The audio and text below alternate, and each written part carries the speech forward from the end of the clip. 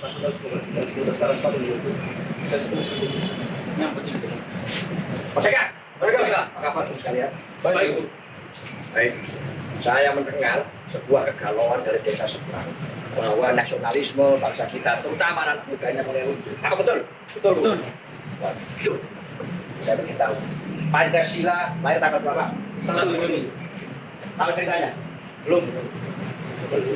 Anda bicara Pancasila semuanya, tapi tidak tahu cerita tentang kelahiran Pancasila yang menjadi pedoman hidup bangsa kita. Maka harus kita ceritakan pada semuanya. Bung sekalian, dan Bung yang ada di sana, izinkan saya sekarang bercerita.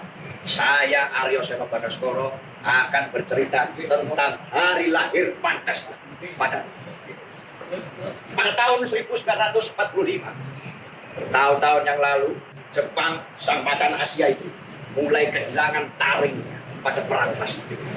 Daini Pong pada waktu itu mulai kehilangan pos-pos pentingnya dan digempur bertubi-tubi lamanya oleh kekuatan-kekuatan asing. Termasuk pada saat itu ia menguasai suatu gugus kepulauan yang begitu indah dan begitu kaya ragamnya di bagian selatan dari Asia. Namanya Hindia Belanda.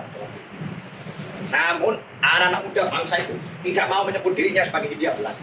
Ia ingin membuang segala pengaruh kolonial itu dan menamakan dirinya sebagai Indonesia. Jepang pada waktu itu ingin untuk memenangkan hati masyarakat Indonesia, masyarakat yang luar biasa besar banyaknya itu untuk bisa mendukung Jepang dalam perang Pasifik yang semakin runyam di mata Jepang. Sehingga Jepang mendirikan sebuah lembaga namanya Dokuritsu Shunbi Kosakai. Lembaga itu atau bagaian itu ingin mempersiapkan kemerdekaan Republik Indonesia. Meskipun hanya angin surga belaka, tapi kekuatan itu digunakan oleh anak-anak muda, jong-jong muda Indonesia untuk mempersiapkan kemerdekaan. Pada tanggal 1 Maret, ketua badan itu yang dinamakan BPUPKI, Raden Rajiman Wedyo Diningrat, seorang Raden Jawa pada masa itu, mempertanyakan kepada seluruh peserta sidang BPUPKI, jika kita ingin mendirikan sebuah bangsa bernama Indonesia, apa dasarnya? Seluruh peserta sidang memikirkan. Pada tanggal 28 Mei, sidang BPUPKI dimulai untuk membahas mengenai dasar tersebut.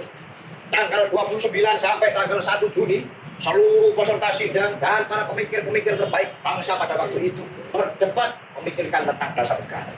Pada hari pertama, menyampaikan pandangannya Bapak Muhammad Yamin. Mr. Muhammad Yamin, seorang ahli hukum, ahli sejarah, dan ahli filosofi bangsa Indonesia pada waktu itu.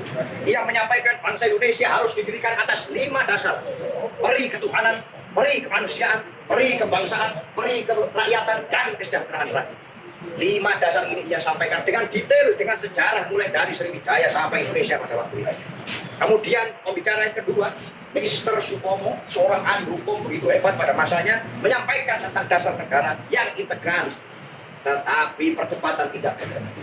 Yang bisa menghentikan adalah seorang pemuda, anak muda bangsa yang begitu nasionalis dan mencintai Indonesia dari dadanya, bernama Insinyur Soekarno. Soekarno di hari terakhir menyampaikan dari seluruh peserta rapat, merangkum semangat itu menjadi satu semangat yang ia namakan Pancasila atau 5 sendi bernegara. Sila itu antara lain 1, kebangsaan Indonesia. 2, internasionalisme atau peri kemanusiaan. 3, mufakat atau demokrasi. 4 adalah kesejahteraan sosial. Dan 5, ketuhanan yang Maha Esa. 5 sila itu ditambut dengan tepuk tangan yang begitu gemuruh oleh seluruh peserta rapat yang kesemuanya menyepakati bahwa Bung Karno lah yang menciptakan Pancasila dengan hari lahirnya pada tanggal 1 Juni.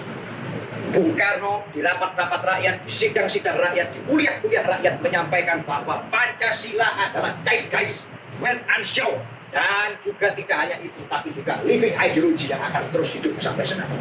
Memang betul Pancasila yang kita kenal sekarang memiliki akte lahirnya pada tanggal 18 Agustus 45 sesaat setelah proklamasi.